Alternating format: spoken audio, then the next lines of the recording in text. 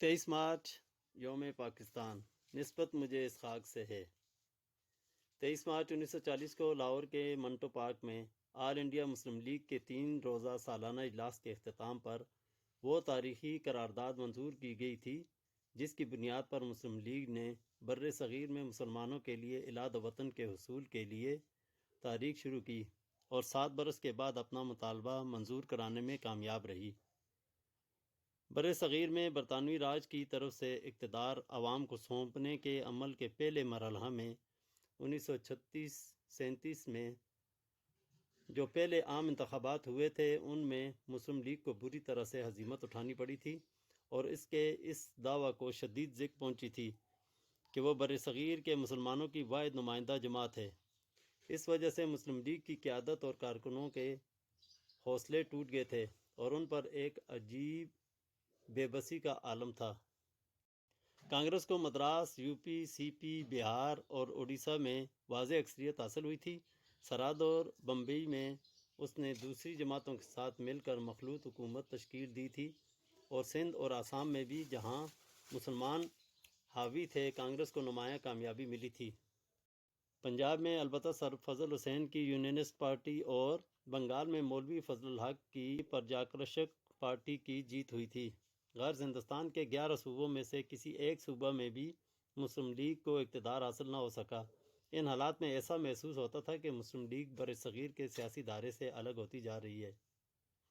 اس دوران میں کانگریس نے جو پہلی بار اقتدار کے نشے میں کچھ زیادہ ہی سرشار تھی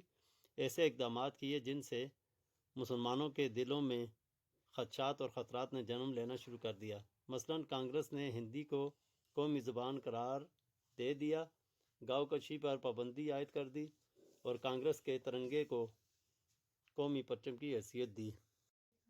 اس صورت میں مسلم لیگ کی اقتدار سے محرومی کے ساتھ اس کی قیادت میں یہ احساس پیدا ہو رہا تھا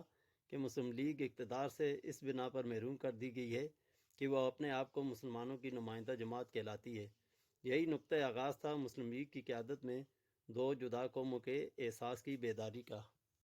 اسی دوران میں دوسری جنگ عظیم کی حمایت کے عوض اقتدار کی بھرپور منتقلی کے مسئلہ پر برطانوی راج اور کانگریس کے درمیان مناقشہ ہوا اور کانگریس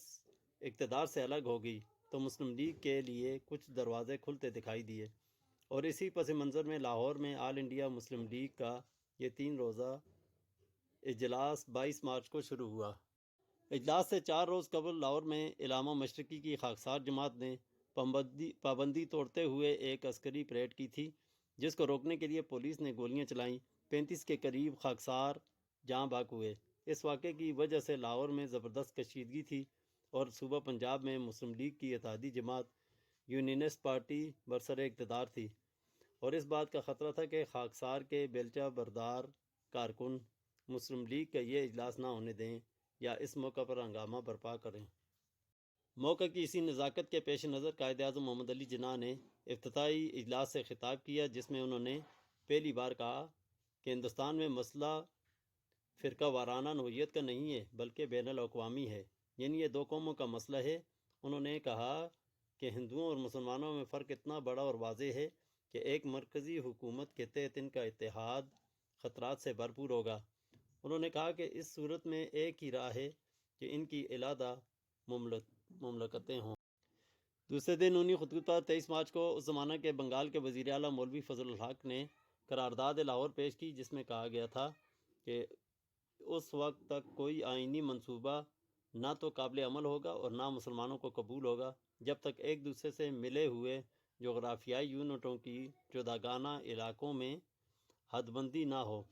قرارداد میں کہا گیا تھا کہ ان علاقوں میں جہاں مسلمانوں کی عددی اکثریت ہے جیسے کہ ہندوستان کے شمال مغربی اور شمال مشرقی علاقے انہیں یکجا کر کے ان میں آزاد مملکتیں قائم کی جائیں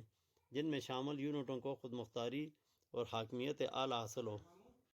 مولوی فضل الحق کی طرف سے پیش کردہ اس قرارداد کی تائید یو پی کے مسلم لیگی رہنما چودھری خلیق الزمان، پنجاب سے مولانا ظفر علی خان، سرحد سے سردار اورنگزیب، سندھ سے سر عبداللہ ہارون اور بلوچستان سے قاضی عیسیٰ نے کی۔ قرارداد 23 مارچ کو اختتامی اجلاس میں منظور کی گئی۔ اپریل 1941 میں مدراس میں مسلم لیگ کے اجلاس میں قرارداد لاہور کو جماعت کے آئین میں شامل کر لیا گیا اور اسی کی بنیاد پر پاکستان کی تحریک شروع ہوئی، لیکن اس وقت بھی ان علاقوں کی واضح نشاندہی نہیں کی گئی تھی جن پر مشتمل علیحدہ مسلم مملکتوں کا مطالبہ کیا جا رہا تھا۔ ایک عہد ساز دن جس نے نئی تاریخ رقم کی، 23 مارچ یوم پاکستان، دفاع پاکستان اور دہشت گردی کے خاتمے کے لیے ہم پاک فوج کے شانہ بشانہ ہیں۔